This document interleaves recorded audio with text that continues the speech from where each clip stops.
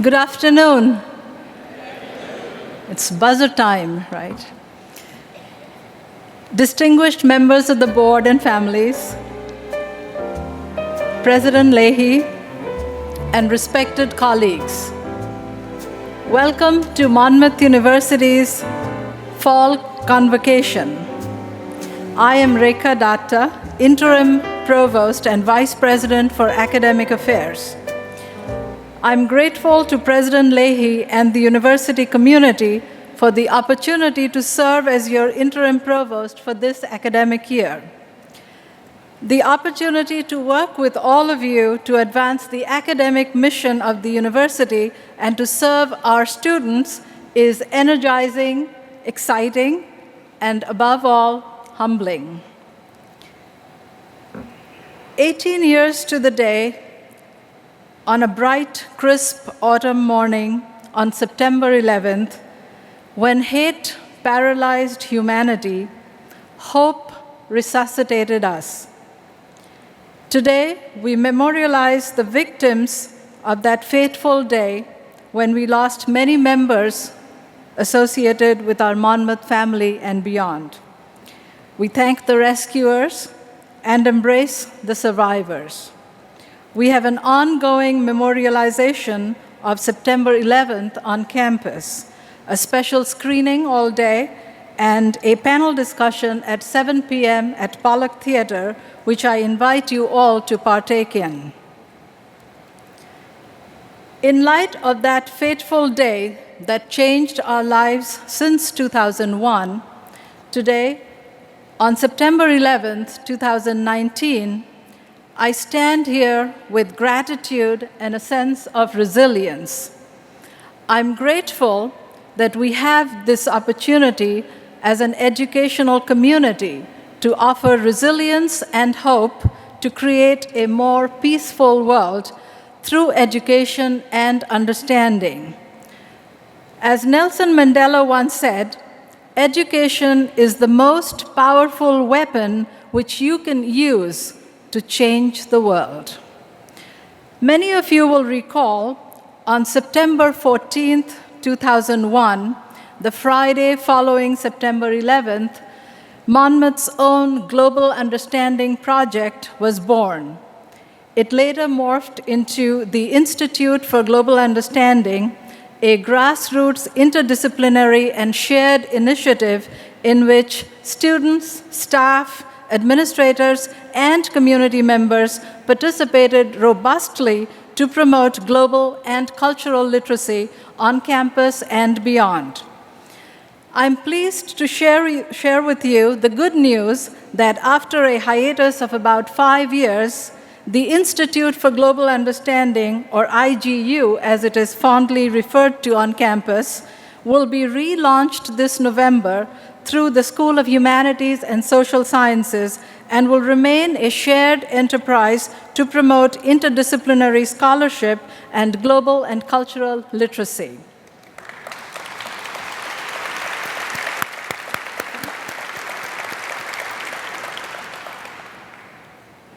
Today, while I represent the academic unit of the university, providing service to our students takes many forms from various units around the campus. When President Leahy asked me to offer the opening remarks at the convocation, I took it as a research project. And soon enough, I had Katie, Becky, Allison, and myself reach out to all the vice presidents and gather some data about what their units do. The result is as follows. This is a concise view, and I apologize at the outset for all the units I could not capture here. So here's some facts that I think we'll all enjoy. In 2018 alone, Monmouth University faculty published 21 books and more than 85 articles, and these were the only ones submitted to the library. There sure are many more out there. On an average, on any given day, my faculty colleagues teach 430 classes. First-year advisors advise more than 100 students. Gourmet dining prepares 600 to 800 pounds of chicken. My apologies to my vegan and vegetarian friends. Student services remains at the heart of providing opportunities to students for social and cultural adjustment to campus through activities, clubs, and much more. Colleagues in the facilities area clean and maintain 1.5 million square feet of floor space and collect approximately 5 tons of trash per day. Enrollment management talks to dozens of families and prospective students daily. The police department monitors our safety and parking on campus. The finance area keeps us financially afloat. The health center keeps us healthy, and the legal office compliant. The financial aid office processed a total of $181.5 million in federal, state, and university funds just last year alone. Our student athletes from our 23 Division I athletic programs complete over 8,200 credits per semester and 3,700 community service hours every year. Our information management unit receives 228,870 emails and transfers 20.9 terabytes of internet per day. No more Facebook. And there are hundreds of employees behind the scenes making all this come together as one Monmouth University. This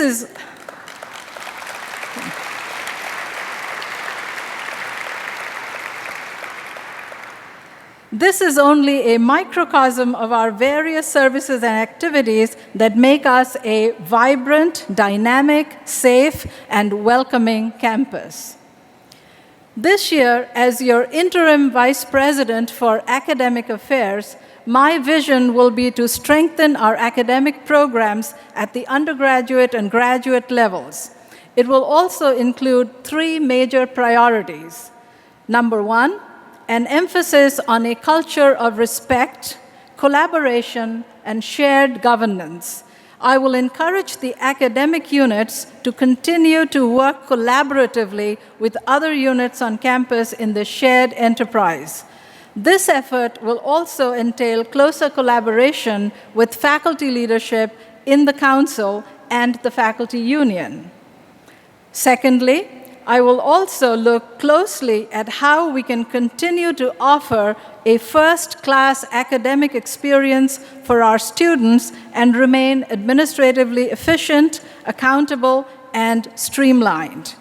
Nationally, as we all know, the rising cost of higher education is making it difficult for families to afford a college education. We have to ensure that we offer quality education and first-class service through academic distinction and administrative units that are nimble and sustainable during this time of financial challenge, which is exacerbated by declining enrollment rates. Thirdly, the academic enterprise will celebrate creativity, innovation, and enhance our diversity of heritage, class, identity, and ideas. The university is a marketplace of ideas. Ideas lead to innovation. Innovation is the center of scholarship, teaching, and research. New and innovative academic programs will, it is our hope, attract new enrollment locally, nationally, and internationally. We are a small university community that respects diversity. We are a small academic community that engages students and colleagues in shared concerns with climate crisis, human rights, and gender justice. And during my tenure, albeit short, I will continue to encourage innovation and empower departments and schools to pursue creative excellence to confront challenges that we face as a society. The best graduate and undergraduate programs and their stewards are in the departments, so empowering departments and schools will be a fundamental part of this third goal. Furthermore, as your interim provost, I'm excited to work with colleagues from across the campus and our collective academic priorities at a more pragmatic level as well. These pragmatic priorities include the implementation of the 120 credit curriculum changes. Secondly, we want to continue to strengthen our work on enhancing research and scholarship. I'm energized to work with faculty and colleagues to establish a Human Research Protection Program, or HRPP, and its associated Institutional Review Board, or IRB, which, along with IACUC, will facilitate research, grants-based work, and ensure high-quality academic scholarship at the university for students and faculty. We are indeed proud to have a world-class faculty deeply dedicated to teaching, scholarship, and service. We are also proud and grateful to our colleagues from all other units of campus who continue to provide myriads of campus-related services to our students and the community at large. So, my deepest appreciation and gratitude to all of you. Thank you.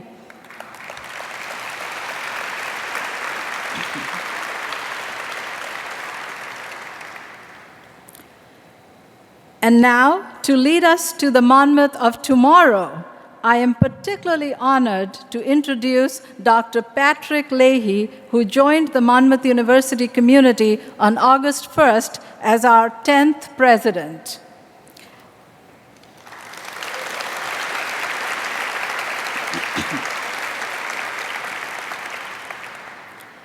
Since he is being introduced to his first university convocation, I'd like to give you the long-form introduction. In fact, on a side note, since he took office on August 1st, every time we met, President Leahy lamented and hinted that he would like a long introduction to the community. So I waited for this day to make his wish come true. Be careful, as they say, be careful what you wish for. We are indeed honored to have you, Dr. Leahy, as our 10th president. For the past 7 years, Dr. Leahy has served as a president of Wilkes University in Wilkes-Barre, Pennsylvania. During his tenure at Wilkes, he developed and then led the Gateway to the Future strategic plan, designed to make Wilkes one of the finest small doctoral universities in the nation. In it, Wilkes accomplished many goals, including the following. Number one, it invested more than $100 million in the campus. Secondly, it expanded faculty hiring by 20%. Third, it grew academic and athletic programs by 20 and 7, respectively. Number four, it raised $55 million in gifts and grants. Number five, it achieved doctoral university status. Dr. Leahy counts among his most memorable moments his address at the United Nations in New York. When he was formally introduced on the floor of the United Nations, a roar went up from the gallery where 50 Wilkes students and colleagues had made the trip to support him. Prior to joining Wilkes, Pat served the University of Scranton in 3 different capacities: executive assistant to the president, vice president for external affairs, and then executive vice president. During his tenure, he led the successful completion of a $125 million capital campaign. He was also the only adjunct professor invited to teach in the prestigious Business Leadership Honors Program. Prior to that, Pat co-founded a distance learning organization for business professionals, made investment decisions for a venture capital firm, and worked in sales and marketing for a Fortune 500 company. Pat earned a doctorate in higher education management from the University of Pennsylvania and 2 master's degrees in business administration and in labor relations from Cornell University. where he was both a Freed Fellow and a Seed Fellow, the latter affording him an opportunity to live and work in Moscow for 10 weeks. He earned a bachelor's degree in English literature from Georgetown University, where he rowed for the crew team, studied abroad at the University of St. Andrews in Scotland, and interned in the Capitol Hill office of then-Senator Al Gore, Jr. He is, however, most proud of his family, his wife of 24 years, Amy, and his 4 children, Grace, 20, Molly, 18, Jack, 14, and Brian, 12. The most popular members of his family are their dog, Sasha, who can be seen routinely around campus, and their cat, Schmidt, who hides up at the house. My dear Monmouth colleagues, I am proud to introduce for his first Convocation address here at Monmouth, our president, Dr. Patrick F. Leahy.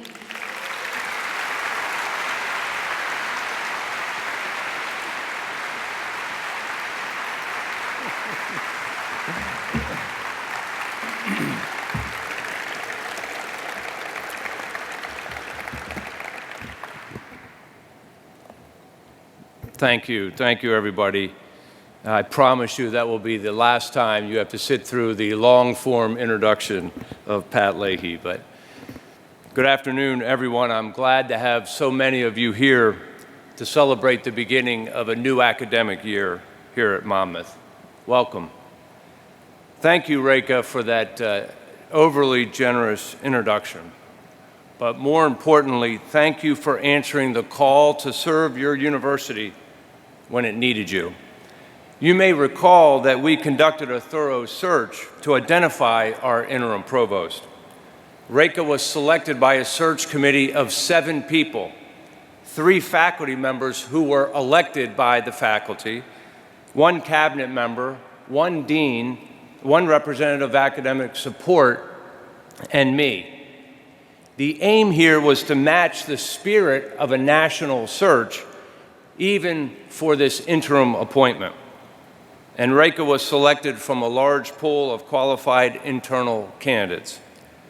As provost, Reka holds, in my view, the toughest job in American higher education, and I think she's doing an excellent job. Please join me in thanking Reka for her service to Monmouth.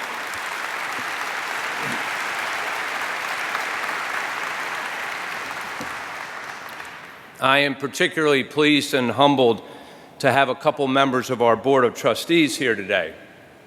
These individuals are so dedicated to this university. Could I ask our few board members to please rise? Henry and Bob, please join me in thanking them for their dedication to Monmouth.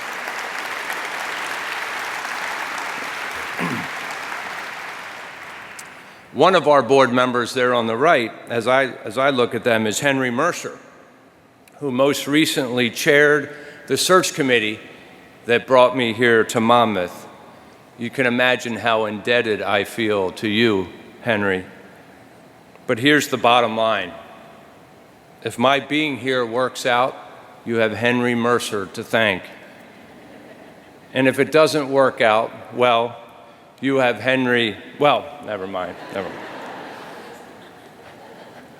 I'll do everything I can, Henry, to make this work, okay? For everybody. After a long search and then transition, which started a full 15 months ago. In fact, as fate would have it, this whole thing started on my 50th birthday last June.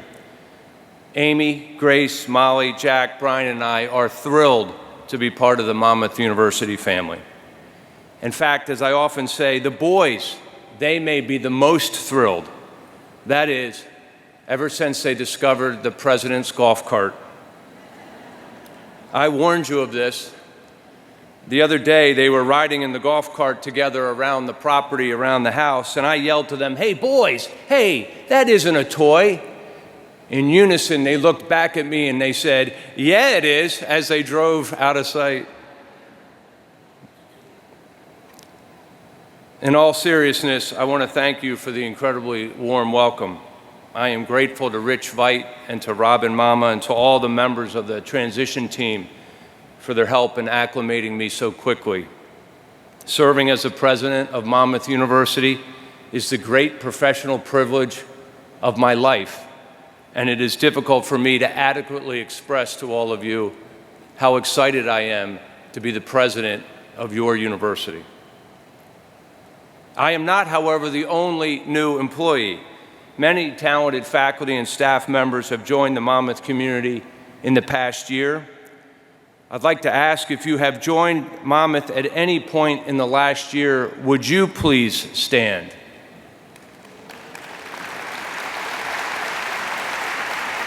Please join me in welcoming all of these new colleagues to Monmouth.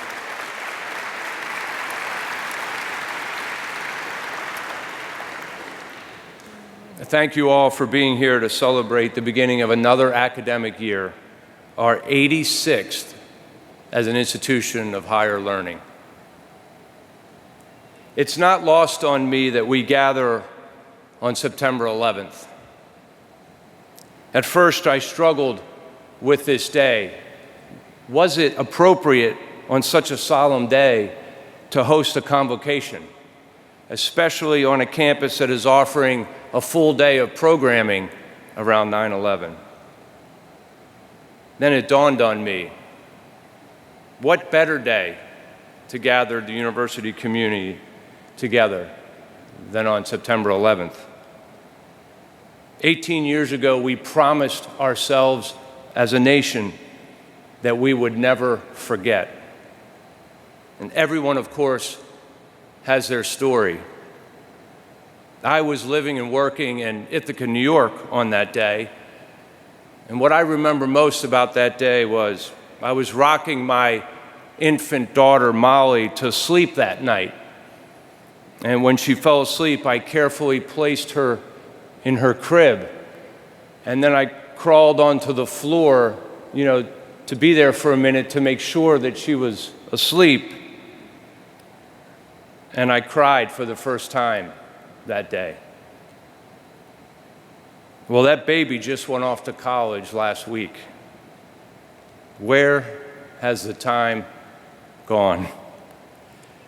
Most of our incoming first-year students were born around that time. So, on the contrary, I think it very appropriate that we gather together to talk about our Monmouth community today, the 18th anniversary of 9/11. But before we proceed, I'd like to ask you all to join me in a moment of silence to remember those who were lost and injured that day, to remember those brave men and women who responded, and to remember all of us who are still, to this day, coming to terms with this national tragedy.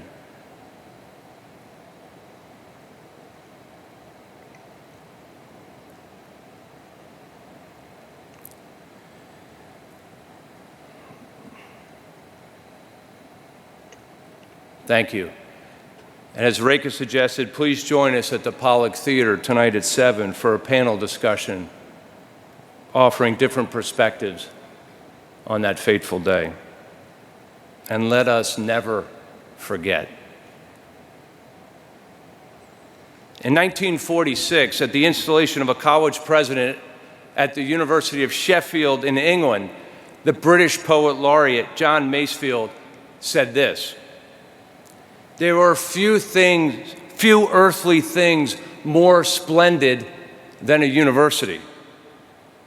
And this is certainly true of Monmouth University.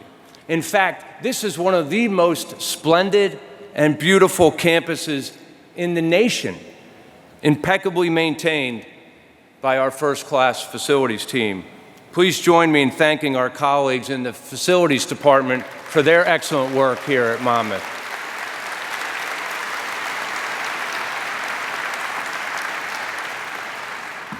What I'd like to do is use this opportunity as we gather together in what I hope will be a semi-annual tradition to, one, provide some preliminary impressions of Monmouth, two, to offer a series of updates on our current status heading into the academic year, and three, to begin the discussion around our future. I'd like to begin with my comprehensive onboarding plan, which spans the first 100 days or so of my presidency. Actually, it really started during my 5 visits to campus during the transition. Throughout the plan, I'm doing a lot of listening, meeting with all board members individually, introducing myself to all of our elected officials, visiting the academic schools and administrative departments, conversing with faculty leadership, engaging students, trying in general to be seen more than I'm heard. And what I have learned is this: this place is amazing. We have a rich history here at Monmouth, founded in 1933 to provide educational opportunity to students who otherwise would not access it during the Great Depression. We have evolved over these 86 years from a junior college to a 4-year college to a comprehensive master's level university, constantly striving to extend our mission of serving students as their demands have changed. Today, we are committed to the arts and to the sciences, to the liberal arts and to the professions, to curricular and to extracurricular opportunities, to undergraduate and to graduate students.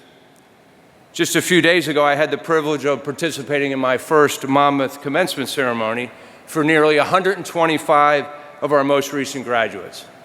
I was proud that our provost, for the first time in years, presided over the ceremony.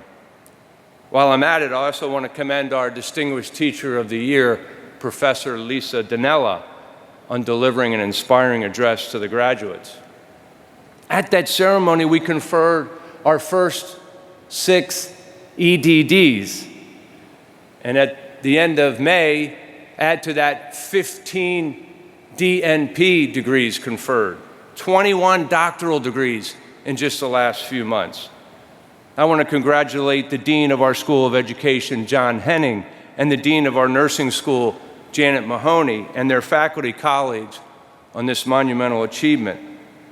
This once junior college is continuing its evolution and is now conferring doctoral degrees.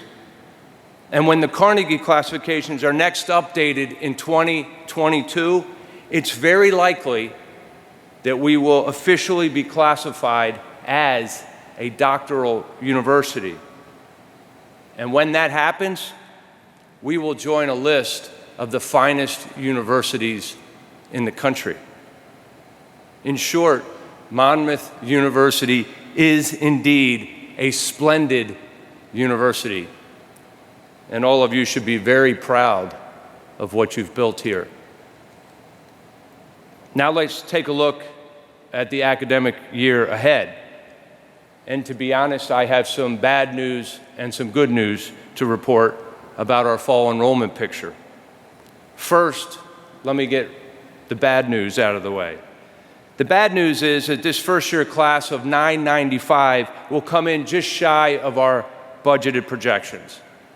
In addition, our transfer class of 235 will also come in slightly below targets.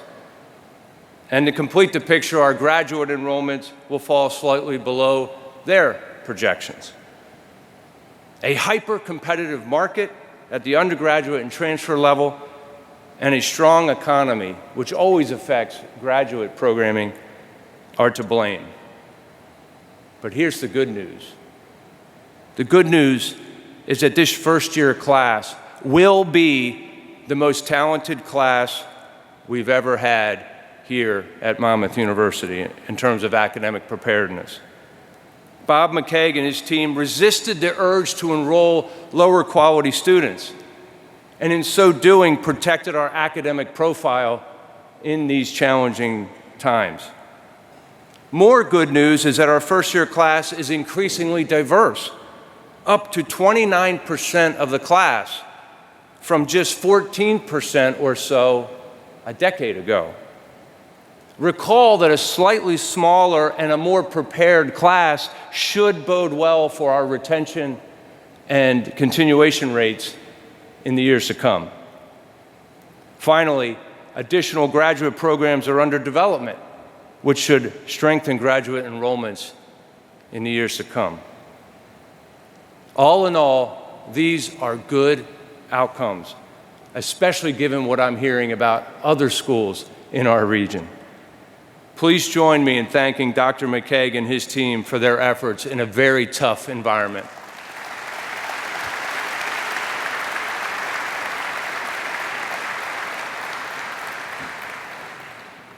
Altogether, missing these targets will create a budget shortfall of $2 to $3 million heading into the year, which of course will put pressure on our operating budget.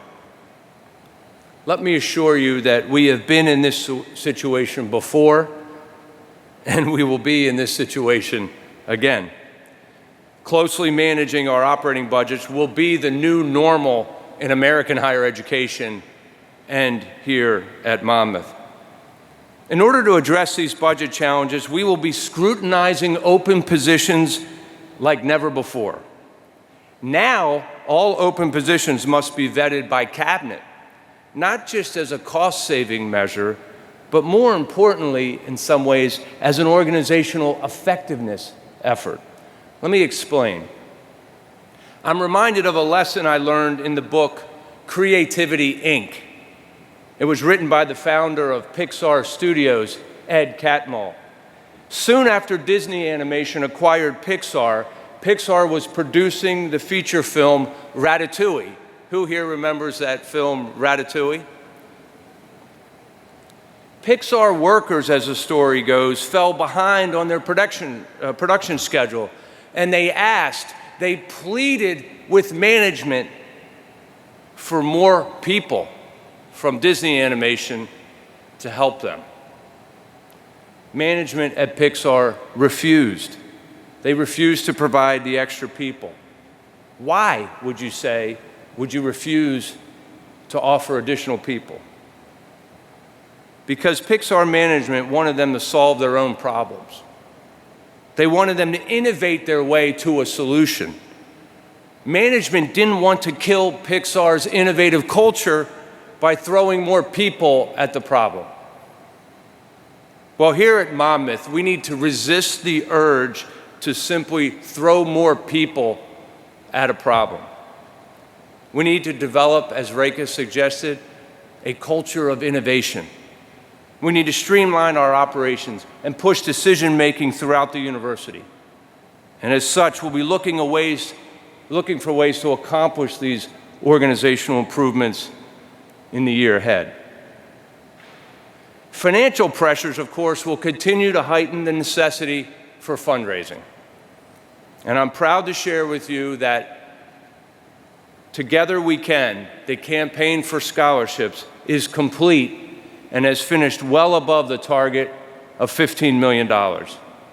In the final week, the university secured a $4 million planned gift, $4 million planned gift for scholarships, which pushed the total up to $19.5 million raised in 1 year.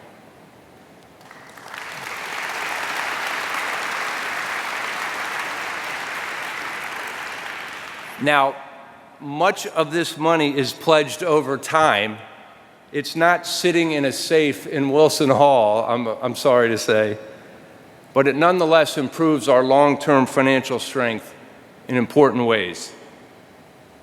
And believe me, I really, really wish I could take credit for this, but I can't. So let me congratulate my predecessor, Gray DeMena, and our Vice President for Advancement, Jonathan Meir, for a job well done. Please join me in thanking Jana and his team.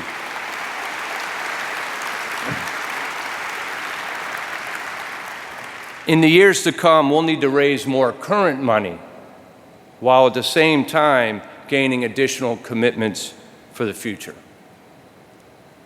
Now, let's talk about that future for a moment.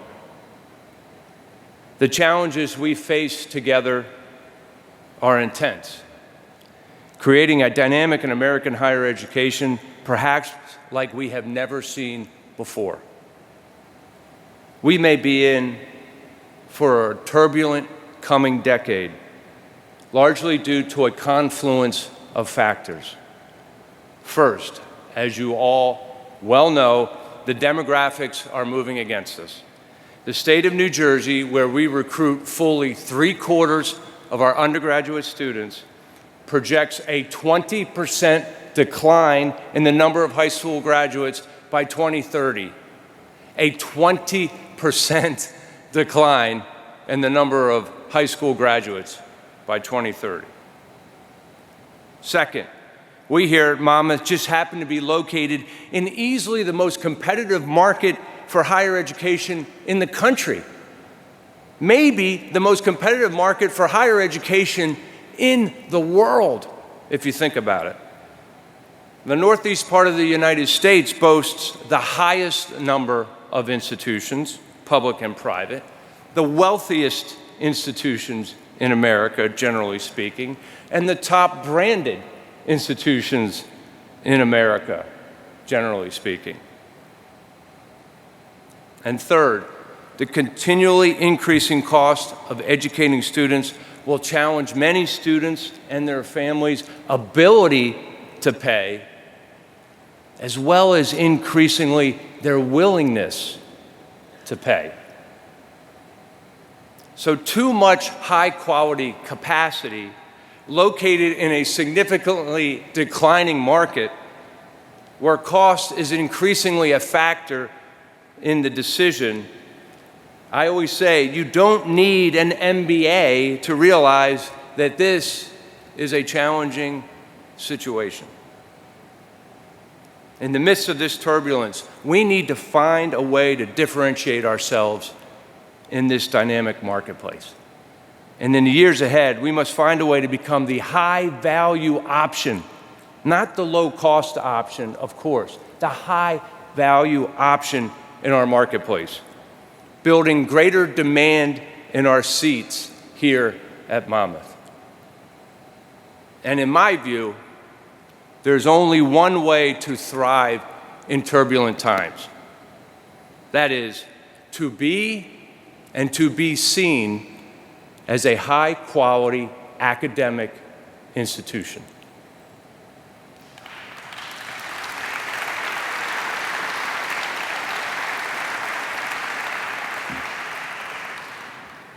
And while, let me assure you, I have plenty of ideas, I don't know yet exactly how we will face these daunting challenges. I don't know exactly what investments we will make, what programs we will offer, what price we will charge.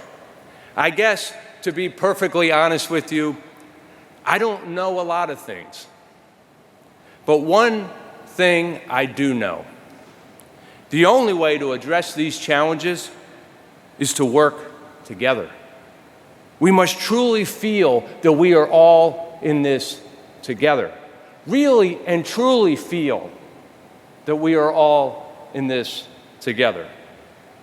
And frankly, as far as I'm concerned, we aren't faculty members, exempt staff, non-exempt staff, administrators. We are all Monmouth University educators, all working together to support our students and their families.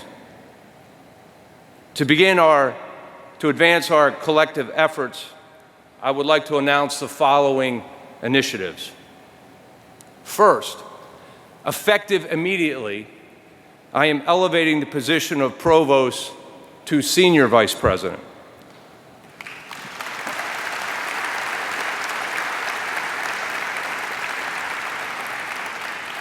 Did I say that the way you wanted me to, Reka? That's a joke. She did not. Let me be clear. I value the dedicated work of all of the vice presidents here. Remember, I served as one myself for 6 years, so I get the importance of the vice presidents at a university. But at a university, especially one that values academics first and foremost, the provost, in my opinion, should be the number 2 person on the org chart and should be titled as such.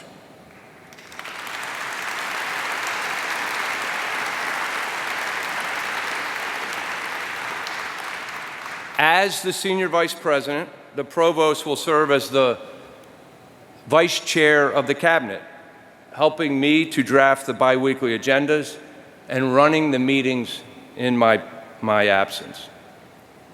In addition, I have asked Dr. Rekha Datta to stay in her now interim Senior Vice President and Provost position for this year and for next year, too.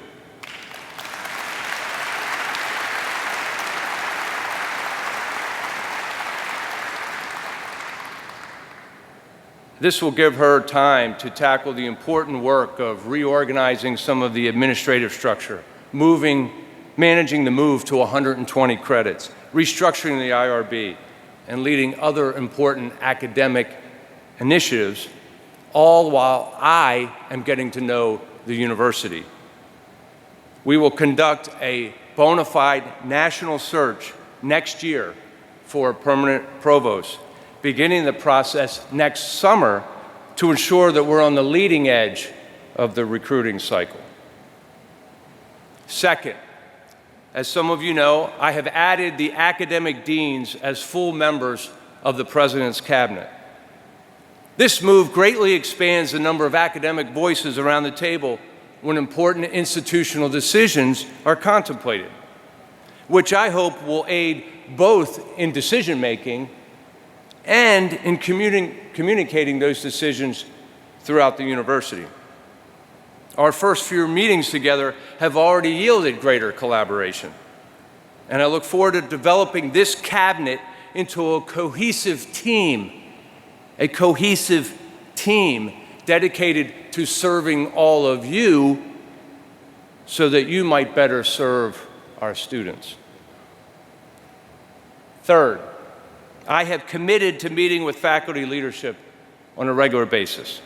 In fact, my very first meeting during my very first transition visit to Monmouth was, by design, with the Faculty Council, and later with FAMCO. At regular intervals, I will invite faculty leadership to the cabinet meetings so that they might continue to collaborate with us in a serious way going forward. And in addition, I will create more opportunities for faculty members to meet and to interact with members of our Board of Trustees. Fourth, I am announcing today the creation of a staff council to provide input into university-wide decision-making from a staff perspective. This advisory group, which will be elected by the staff as a whole, will have a significant voice and will expand our collaboration throughout the campus. Like Faculty Council, the Staff Council will be self-governing, with a chair elected by its members. And I have asked Dr. Marilyn McNeil to serve as the cabinet liaison to this newly formed group, details of which will be forthcoming in the weeks ahead.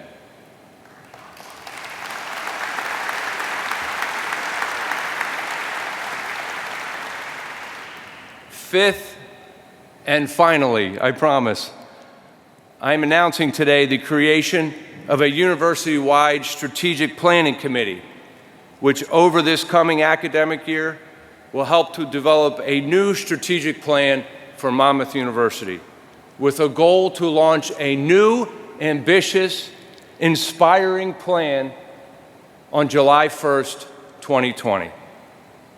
And I will be reaching out to Faculty Council, our new Staff Council, to the Student Government Association, and to our Board of Trustees to identify representatives to that committee. Given the importance of this function, I will chair this committee myself. And I've asked the Vice President for Student Life and Leadership Engagement, Marianne Nagy, to co-chair the committee with me. Marianne knows this place well and will help to ensure a collaborative strategic planning process. Of course, once a shared vision is created and a strategic plan developed, we will commence a major fundraising campaign to support the goals of the plan. If we do all of this, that is, if we expand the voices at the table, if we streamline decision-making, if we genuinely collaborate, if we support each other in our efforts, then we can unleash the collective wisdom, the creative genius, the energy, and the enthusiasm of our faculty and our staff in service to our students during these turbulent times. If we do all of this, we will develop a university that attracts high-quality students from an increasingly wide footprint, a university that integrates its institutes into an expanded research and scholarship profile, a university with a first-class athletics program that shines a national spotlight on a first-class academic program, a university that is a force for positive economic, cultural, and social development in our community, a university that values innovation, collaboration, diversity, and, well, excellence in everything we do. In short, if we do all this, we will, in fact, create one of the great private, independent universities, not just in this state, not just in this region, but in this country. Ordinarily, following my convocation address, I would take questions, but this venue isn't really conducive to that exchange. But I nonetheless welcome your questions or your feedback. Just email me directly, patrick.leahy@monmouth.edu. While you're at it, follow me on Twitter @PatrickFLeahy. Let me conclude our fall convocation by returning to John Masefield. In that address, among many other beautiful things about universities, he went on to say this: there are few things more enduring than a university. Religions may split into sect or heresy. Dynasties may perish or be supplanted. But century after century, the university will continue, and the stream of life will pass through it. And the thinker and the seeker will be bound together in the undying cause of bringing thought to the world. To be a member of these great societies must ever be a glad distinction. I, like all of you, are so proud to be part of this great society that we call Monmouth University. Thank you.